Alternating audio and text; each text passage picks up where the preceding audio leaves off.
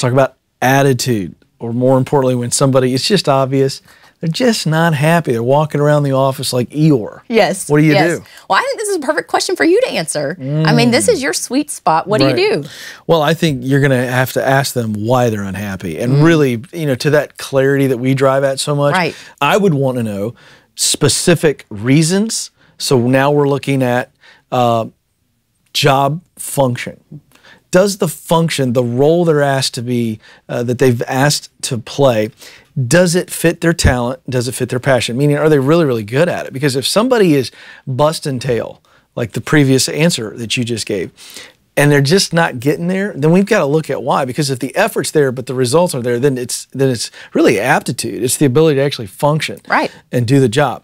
So I want to look at that. What about the role is making you unhappy? So is it skill, or is it, I can do it with my eyes closed, I just don't even look forward to doing it, and I feel like it's sucking my soul out? That's what we want to look at. Then we want to look at, is it people? So if it's not the role, then is it people you're working with? Uh-oh, and this gets really dicey. Is it me? Right. Like, am I a jerk and not know it? Now, this could happen. Yes, it does. So as a healthy leader, you have to look at those areas. And by just looking there in those areas and letting them feel free, say, hey, I just want you to be happy. This isn't gonna be something that you're gonna lose your job over, but we need to figure this out. Right, we have the same goal, right? We have the same goal, for you to be fulfilled at work, whether it's here or somewhere else. Because here's the thing, leaders, if you've got a person that's unhappy in their role, they're not doing you any favors, because they're not giving you their best. And you need them to give their best so that you can win. So that's high level. We've got to get in there and figure out where it is that the pain, because it's pain. We were talking earlier about why kids act the way they do. Yes. Well, employees act the same way. There's some level of pain, okay, that's causing them to be moping around or unhappy. Did they get jilted? Did they get overlooked? Is it a jerk, that they're working with? Is it a customer that just ripped them upside down the other and they took it personal and they didn't invented it? And you might find that in that conversation of attacking the pain point, that you might solve it, and they go from either, they may leave, or they may turn around and be the best employee you ever had. Yeah, that's good. So there you go. All right, how to correct an employee without clipping their wings so where they feel like Sarah hates me. Yes. Because there's some people that just don't do well with any type of professional conflict. That's the truth, conflict at all. Yeah. I like to go in, a lot of it is tone. So I think we don't go in shaming them. Yeah. I like to come in asking questions and again, giving the benefit of the doubt.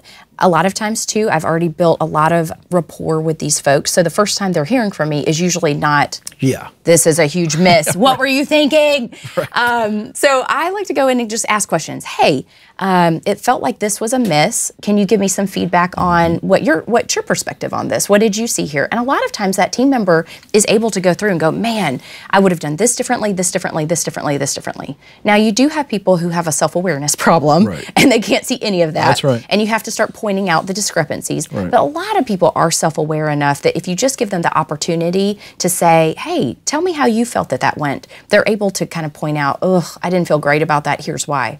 Speaking of difficult people, who is the most difficult person in any organization to lead? This is a fun I thought you were going to put me on the spot and ask on my team. No. I was like, oh dear, oh my, I'm going to need something stronger in No, here. this is from our audience. We would never answer that question. Never. Don't ask it. We would say next. But this is a good question. Who is the most difficult person? Yeah.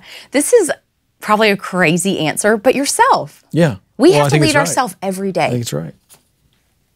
Do you want me to expound on that? Yes. Okay.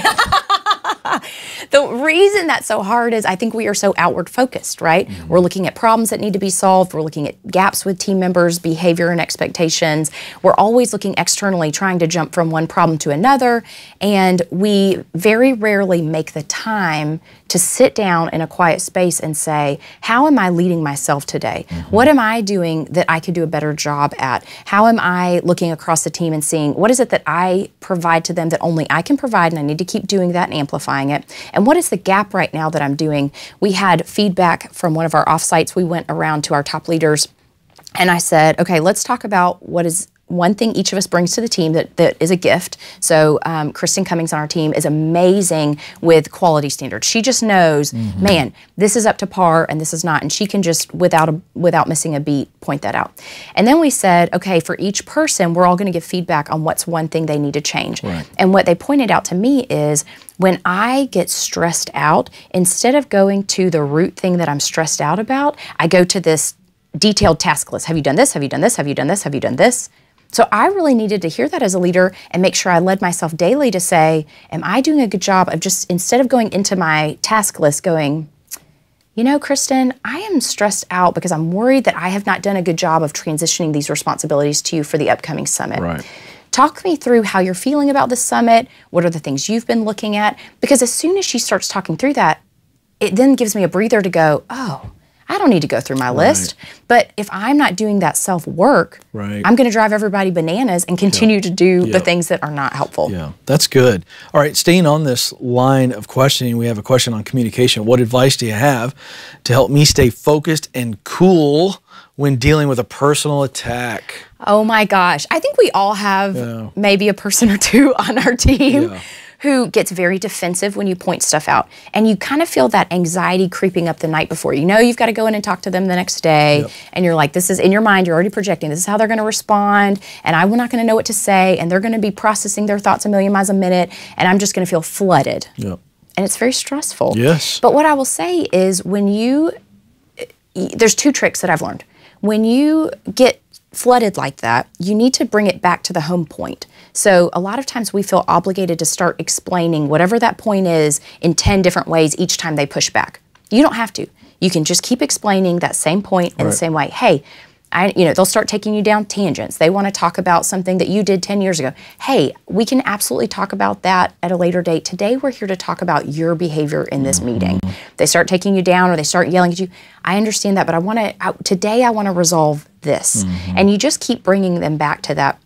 And honestly, Ken, if you can't get to an agreement or if you can't make headway, then you just need to say to that person, hey, I want to have a good conversation about this, but I can't do that when you're flooding me and getting defensive. What if we take tonight and we think about it and let's sync back up tomorrow? Don't feel like you have to solve it in that very minute. That's good. Wow. That's really good. I don't know if I could ever do that. That's very impressive, Sarah. I love that.